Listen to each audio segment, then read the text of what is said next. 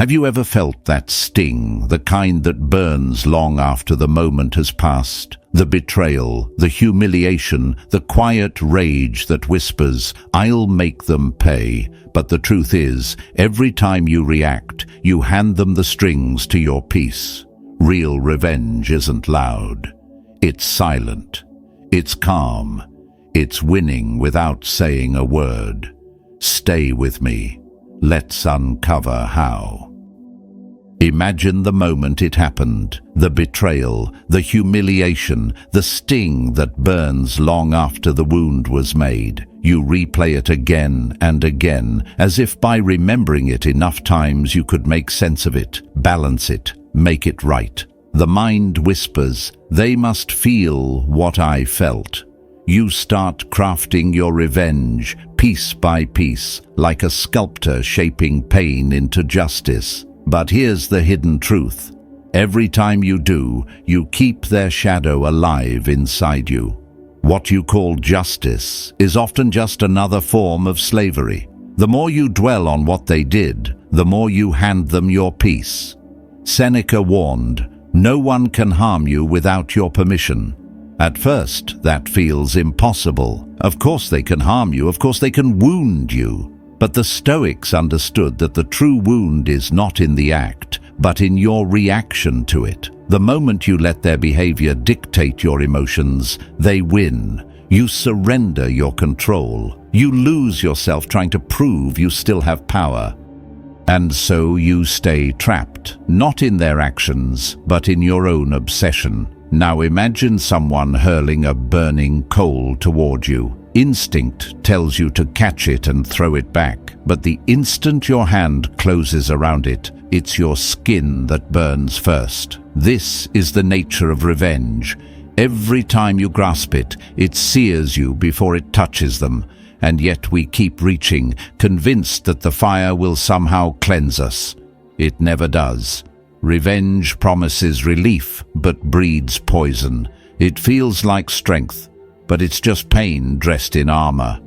The Stoics knew that real strength is not found in retaliation, it's found in restraint. It's not about ignoring what happened, it's about refusing to let it shape who you become. As we step deeper into this truth, picture a man consumed by vengeance, Caracalla, the Roman emperor who murdered his own brother out of jealousy.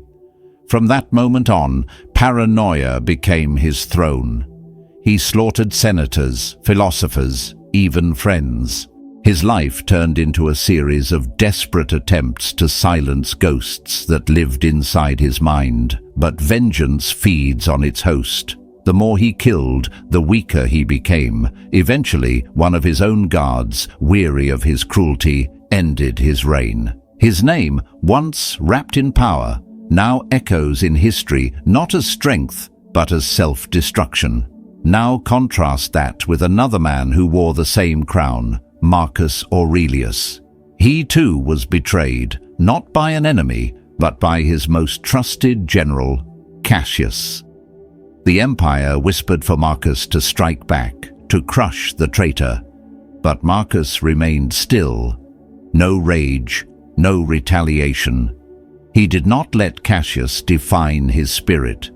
He understood that some storms burn themselves out without your interference. And indeed, before Marcus could even respond, Cassius was killed by his own men. The world expected revenge. Marcus offered indifference. That's the quiet power of a disciplined soul, the kind that cannot be dragged into the chaos of others.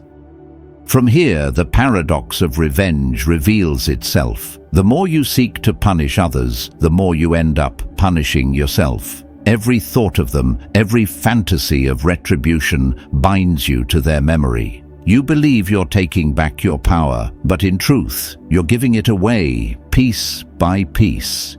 You think you're winning, but you're just keeping the wound open.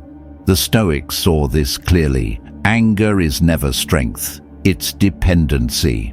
Marcus Aurelius reminded himself, The best revenge is to be unlike him who performed the injury. When you rise above, you don't erase the past, you transcend it. Here's where it gets difficult. Revenge feels natural. It's in our blood. Long before laws or cities, retaliation was survival.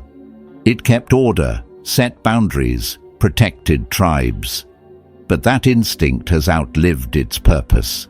Today, revenge wears a quieter face. It's the grudge you feed in silence, the bitterness you disguise as pride, the smile you wear when you secretly wish for their downfall. It's the hours lost replaying the moment instead of reclaiming your future. And that is the tragedy. It never ends. Revenge only changes its shape, but not its poison. Imagine holding on to resentment like a burning coal. You think you're guarding justice, but all you're guarding is pain. Every thought keeps you tied to the person who hurt you. Every memory you feed becomes another chain around your spirit. The Stoics taught that letting go isn't weakness, it's wisdom. To let go is not to forgive what was done, it's to stop reliving it. It's to say, you no longer deserve my energy. And when you can say that, truly say it, you take your power back. At this stage, let's return to the image of Marcus Aurelius. History remembers him as one of the greatest leaders of Rome. Calm, measured, unmoved. Few remember Cassius, the man who betrayed him. Because that's how time works. It forgets those consumed by bitterness and remembers those who mastered themselves. The Stoics didn't chase revenge. They chased mastery. They didn't seek to prove anyone wrong. They sought to prove that the wrong could not touch them. And that is the essence of real victory. Think back to the last time you were wronged. Did your anger help you? Or did it drain you? Did it make you freer? Or did it keep you chained to the same story, the same pain? When you let your enemies occupy your thoughts, they win twice, once in the act and once in your memory. The only way to win is not to play. The only way to be untouchable is to stop letting them reach you.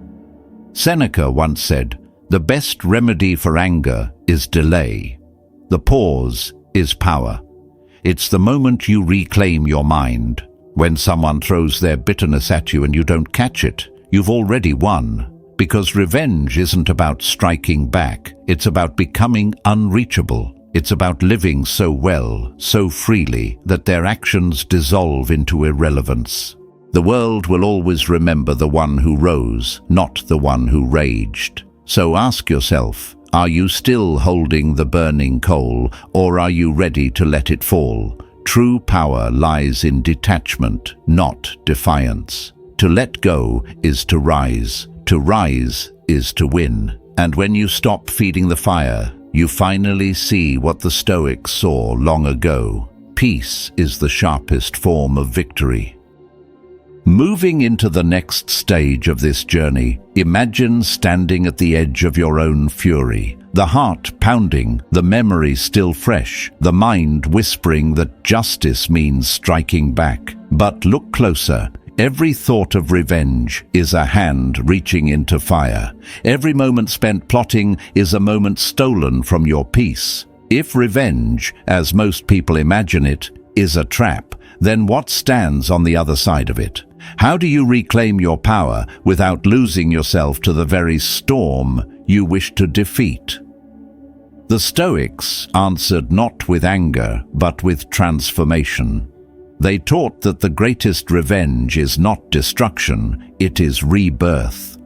Not in hurting those who wronged you, but in becoming so untouchable that their actions dissolve into nothing. When Marcus Aurelius said, "You have power over your mind, not outside events," realize this and you will find strength. He was pointing us back to the only battlefield that matters, the one within. Now imagine two warriors facing each other under the same sky. One is trembling with rage, swinging wildly, desperate to land a blow. The other stands still, eyes steady, breathing slow, unshaken by the chaos before him. Which of them holds true power? The one enslaved by emotion, or the one who commands it? This is the essence of Stoic mastery. You win not by striking harder, but by standing still when the world shakes around you. When someone betrays you, insults you, or tries to tear down what you've built, they crave one thing: your reaction. They want to see you unravel, to watch your peace collapse. The moment you lose control, they win. But when you remain calm, when you let silence answer noise, you take back your power. That's not weakness, that's command. As we step further into this truth, remember this: mastering your emotions doesn't mean suppressing them, it means transforming them into fuel. Anger, pain, humiliation, they are storms, intense, but temporary. You don't fight a storm by screaming at it. You wait, you breathe, you let it pass. The Stoics practiced this discipline daily. They saw emotions as visitors, not masters. So when anger rises, pause, take one breath. Ask yourself, is this worth my peace? Most of the time, the answer is no. The longer you hold on to anger, the smaller your world becomes. But when you pause, when you refuse to give your energy to those who seek to pull you down, something shifts. What once felt unbearable begins to shrink. The person who wronged you fades into insignificance, not because they changed, but because you grew beyond them. That's the quiet revolution of the Stoic mind. From here, the story turns to those who proved this truth with their lives.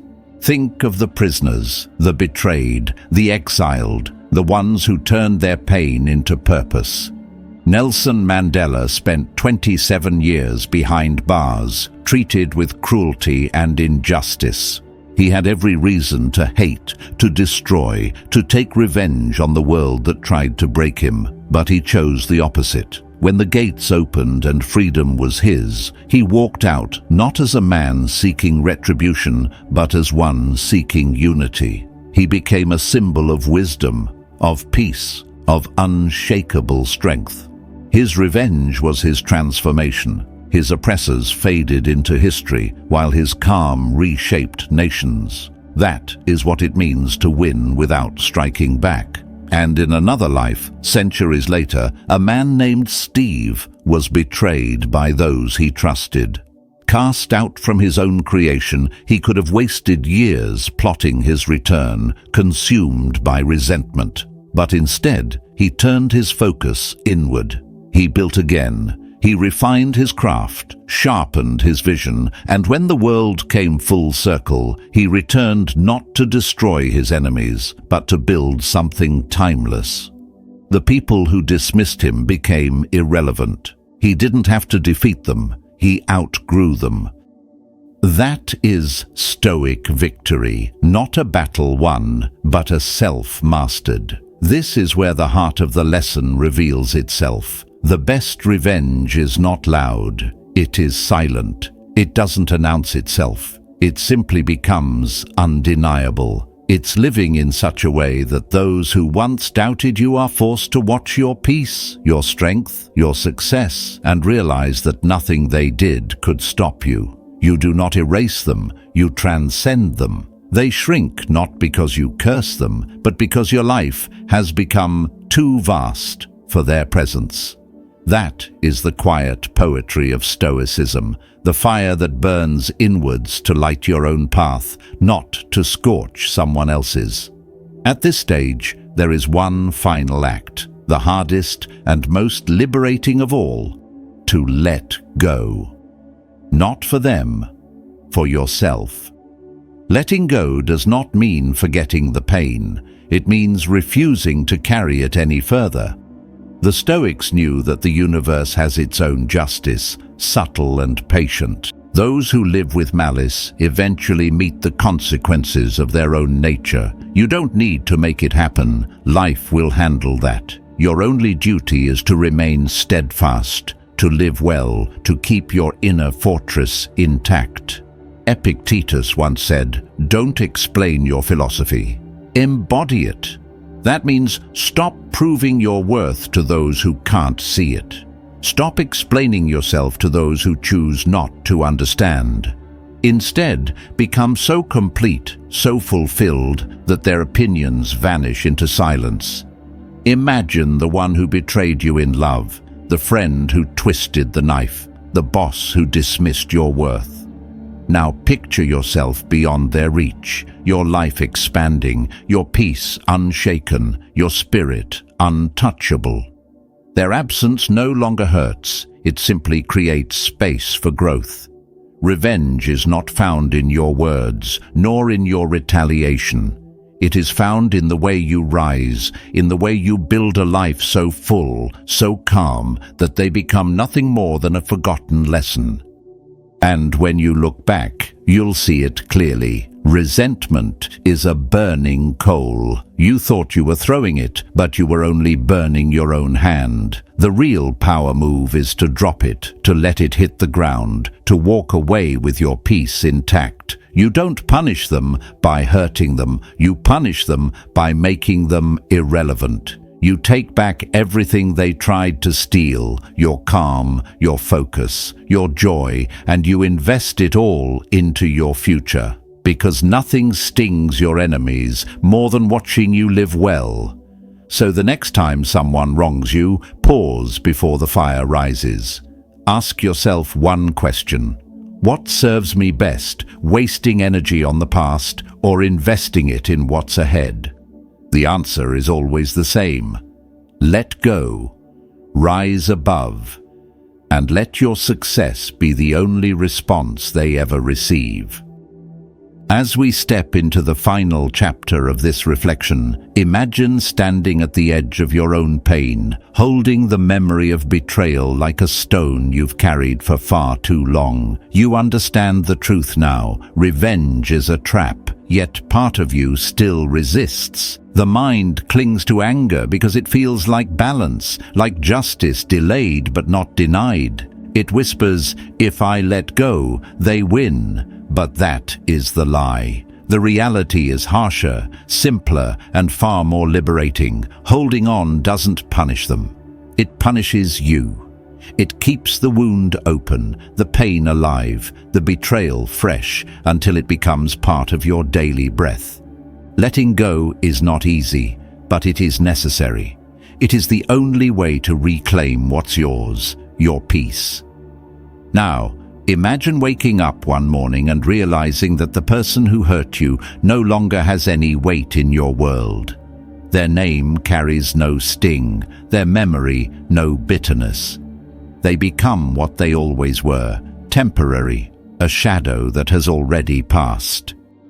How would that feel? How would life look if you no longer needed to get even, if the chains of resentment finally fell away? Seneca once wrote, "We suffer more in imagination than in reality." And it's true, most of the pain we carry isn't from what happened. It's from how much we relive it. Each time you replay the betrayal, you reopen the wound. But what if instead you treated those thoughts like passing clouds? You see them, you acknowledge them, but you let them drift away. The Stoics would call this freedom of the mind, the quiet discipline of not letting your past dictate your present. From here, let's ground that freedom in action. Take a piece of paper and write every word you wish you could say to the one who wronged you. Pour it out. The anger, the disappointment, the unspoken pain. Don't filter it. Don't edit it. When you're done, destroy it, burn it, shred it, let it turn to ash. This act is not for them, it's for you. You're not seeking their closure.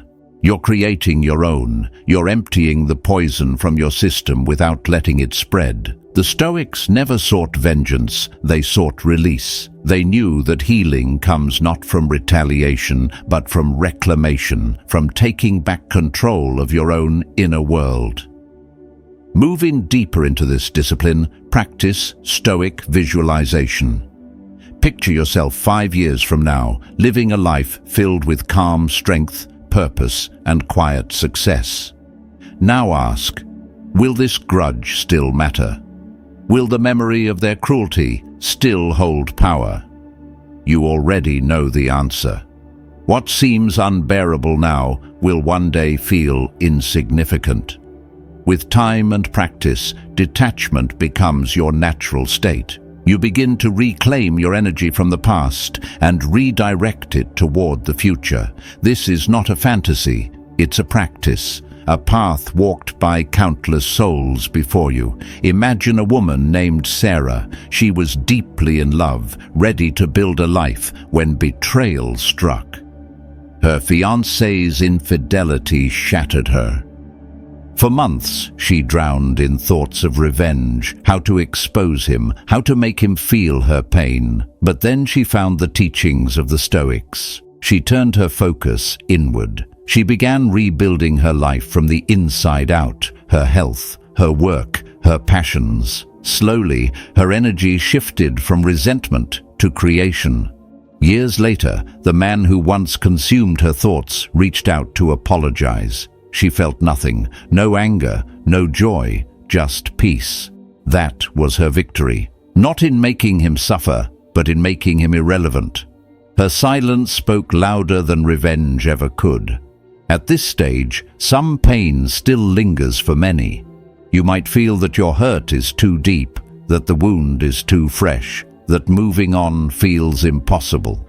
This is where the Stoics teach the art of distancing. They would remind themselves that all things, including pain, are temporary. When anger overwhelms you, close your eyes and ask, will this matter in a year, in 5, in 10?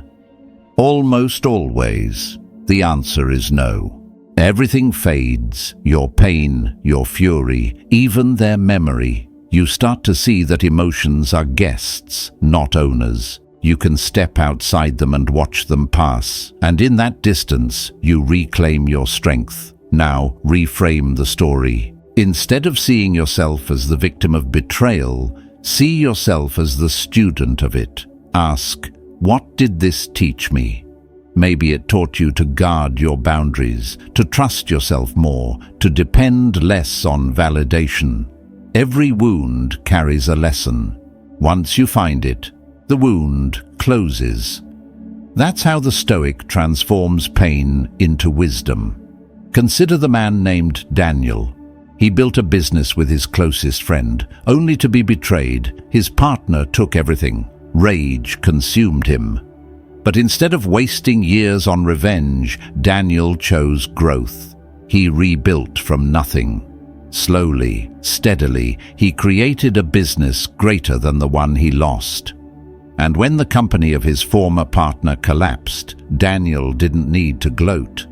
Life had already delivered its justice. His success was his silence. His peace was his vengeance. From here, we reach the final lesson, the simplest yet most profound. Live well. Build a life so purposeful, so full, that those who wronged you disappear into irrelevance. The Stoics called this apatheia, a state where nothing outside of you can disturb the fortress within. When you reach this point, you understand what Marcus Aurelius meant when he said, "The best revenge is to be unlike him who performed the injury." To be unlike them is to refuse bitterness, to reject the poison of hatred, and to turn pain into clarity. When you live this way, you take back everything they tried to steal, your calm, your confidence, your direction. You realize that forgiveness is not a gift for them. It's a freedom for you. You stop trying to control what's outside and focus on what's eternal, your mind, your character, your choices. You become unshakable. The one who wronged you wanted your reaction. They wanted to see you break, to know they could still touch your peace. But the moment you choose indifference, they lose all power. When you rise, when you thrive, when you walk past their shadow without even turning your head, they vanish. Now think about those who've hurt you, the liars, the betrayers, the ones who tried to diminish your light. What if, instead of carrying them with you, you turned that weight into fuel? What if you used every ounce of pain to build something beautiful? That is the Stoics' victory, not to erase the past, but to stop letting it define you. To wake up one morning and realize that their actions no longer echo in your mind. That's freedom. That's peace. But remember, letting go isn't a single act. It's a discipline, a daily decision to choose growth over resentment. Some days you'll stumble. Some days you'll feel the pull of the past. That's human. But every time you choose to rise instead of react, you train your spirit to stay untouchable. The true Stoic does not ask, "How can I make them pay?" but "How can I make them irrelevant?" So ask yourself now, will you keep feeding the fire, or will you walk away from the ashes? Will you remain chained to what hurt you, or will you reclaim your freedom? The choice is yours. Let go. Rise above. And let your success be the only response they ever receive. Because peace, in the end, is the most devastating revenge of all. Advancing into this next truth, imagine the quiet moment when you no longer reach for your phone to see if they've seen your success, when you no longer replay the story of what they did or wonder if they regret losing you, when the need to prove yourself fades like fog under the morning sun. That's the turning point, the invisible crossing from reaction to mastery. The shift from living for their eyes to living for your own soul.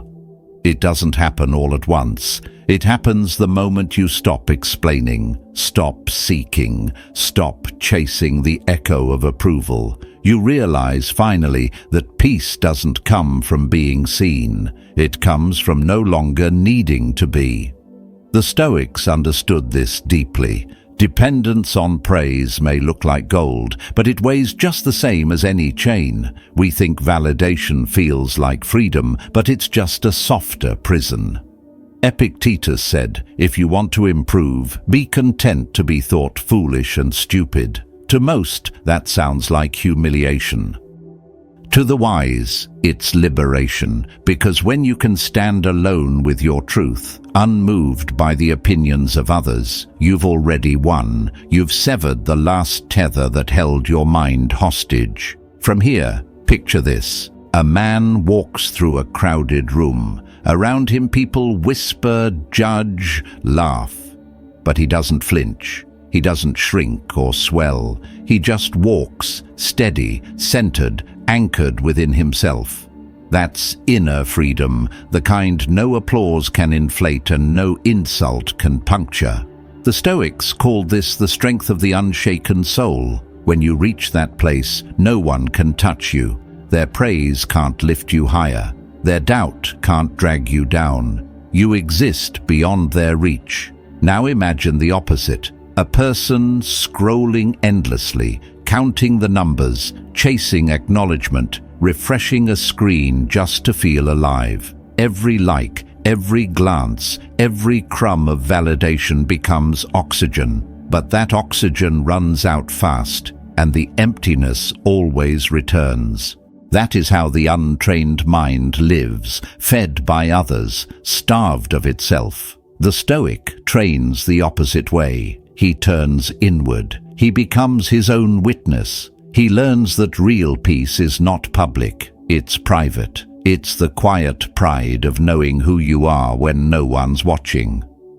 As Marcus Aurelius wrote, "It is not the opinion of others that should trouble you, but your own estimation of yourself." How often do we forget that? We wait for the world to tell us we matter when the truth has always been ours to decide. The moment you stop performing for an audience that will never understand you, you start living for something far greater, clarity. That's the power of detachment. It frees you from the applause and the booing alike. You no longer dance for either. At this stage, let's turn to a simple story. Years ago, there was a craftsman in Rome known for his exquisite sculptures. When asked why he poured so much care into the back of each statue, parts that no one would ever see, he said, "The gods see it." The Stoics would have smiled, because that's the essence of self-respect. To do things well, even when unseen. To live with integrity, not for recognition, but because it is your nature. You do it for the craft, not the crowd. You speak truth, not to be admired, but to stay whole. From here, something remarkable begins to happen. When you stop chasing validation, you start to see who actually respects you and who only applauds convenience. You begin to notice who remains when there's nothing left to perform, and most importantly, you meet the one person you've ignored for years, yourself. You realize that every time you begged for approval, you were really asking permission to exist. You don't need permission anymore. You already belong to the world simply by being in it.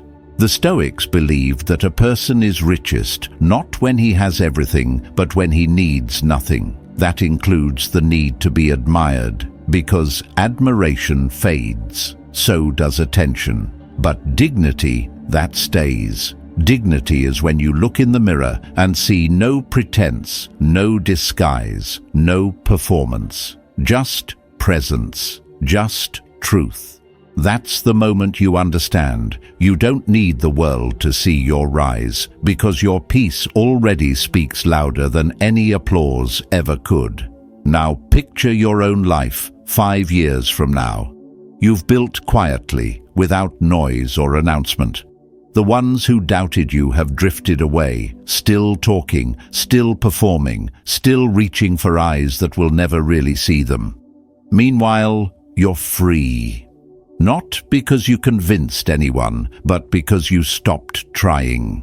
You wake up, breathe deeply, and realize that your validation comes from within. That's the quiet triumph of a Stoic heart, the victory no one can broadcast, but everyone can feel. So if you still find yourself glancing back, wondering if they've noticed, pause. Take a breath. Remind yourself that their validation was never proof of your worth. It was the chain that kept you circling their judgment. You've already outgrown that prison. Let it fall behind you. Because when you no longer need them to see you, when you no longer crave the echo of applause, something extraordinary happens. You become light. You become untouchable. And that's the paradox of freedom. When you stop needing their eyes, you finally begin to see clearly. Their validation was the prison. Your indifference is the key. At this stage, imagine the final turning point, the quiet after every battle, the silence after every storm. You've carried the weight of anger long enough. You've walked through fire, learned restraint, built strength, mastered indifference. But here lies the highest form of victory, when you can look at the one who hurt you and wish them peace and truly mean it, not because they deserve it, but because you deserve your own. This is not surrender. This is transcendence. Most people mistake forgiveness for weakness, as if letting go means approval. But Stoicism teaches something deeper. Marcus Aurelius once wrote, "The best revenge is to be unlike him who performed the injury." To be unlike them is not to excuse what they did. It's to refuse to become like them. When you rise above the need to see them punished, you no longer live in their shadow. You stop reacting to their chaos. You stop needing the universe to balance the scales, because you've already found balance within yourself. Now imagine this. They're still talking, still justifying, still living in the same pattern. But you're quiet. Your life has expanded beyond the reach of their noise. The irony is that life will teach them what you never need to. The Stoics believed that every soul eventually meets the consequences of its nature. Those who act with cruelty create their own storms. Those who act with peace walk above them. You don't need to watch justice unfold. It happens with or without your permission. Here's where the transformation completes itself. The energy once wasted on resentment becomes the fire that builds your focus, your purpose, your craft. You begin to create, not react. You pour the same passion once spent on hate into growth. The same hours you once used to replay old wounds now shape the next chapter of your becoming. This is how the Stoic wins, not by returning harm, but by redirecting energy toward excellence. From here, the war within ends. There's no more need for closure, no more need for explanation. You stop chasing apologies, and you stop writing speeches in your head that will never be delivered. The moment you can wish them well, even if you never say it aloud, you reclaim the final piece of your freedom. Because wishing peace for another, even the one who hurt you, is not a gift to them. It's a declaration that your heart is finally unchained. And in that stillness, something extraordinary happens. The anger dissolves, but not your strength. The wound closes, but the lesson remains. You discover that calm isn't the absence of power, it's the mastery of it. Your calm becomes your loudest victory. Your peace becomes your sharpest sword. And one day, without warning, they'll look up and realize you never fought them. You simply outgrew them. That's the revenge they never saw coming. Take a breath and look within. If this message spoke to something inside you, let it be more than words. Let it be a decision, a quiet turning point in the way you face pain, betrayal, and disappointment. You can keep feeding anger, or you can choose something stronger. The Stoics taught that strength is not loud. It does not shout. It does not fight for attention. It is the calm that rises when the storm demands your reaction and you simply refuse to move. Think about it for a moment. What would your life look like if you no longer allowed anyone to pull the strings of your emotions? What if every insult, every betrayal, every act of cruelty became just another test that you passed with silence and dignity? That is what real revenge looks like. Not in striking back, but in standing tall, calm, and untouched. In this world, people confuse noise with power. They react to everything. They argue, they defend, they explain. But not you. From this moment forward, you do not owe anyone a reaction. Your calm will speak for itself. Your self-control will become your armor. And one day, the people who tried to break you will realize they never stood a chance against a person who could not be shaken. Take a moment now to reflect. What will you change in the way you face pain? In the comments, write quiet strength. Let that be your reminder that peace is power and restraint is victory. If this message helped you see yourself with greater clarity, stay with this journey. There is more to uncover. Subscribe and keep walking this path with us, not for me, but for yourself. Every lesson from here will take you deeper into the art of mastering your mind and protecting your peace. Remember this as you leave today. You do not need to fight every battle to prove your worth. Sometimes the greatest win is the one that no one hears about. Live well, rise above, and never let anyone decide the temperature of your calm. The next step of your growth begins in silence.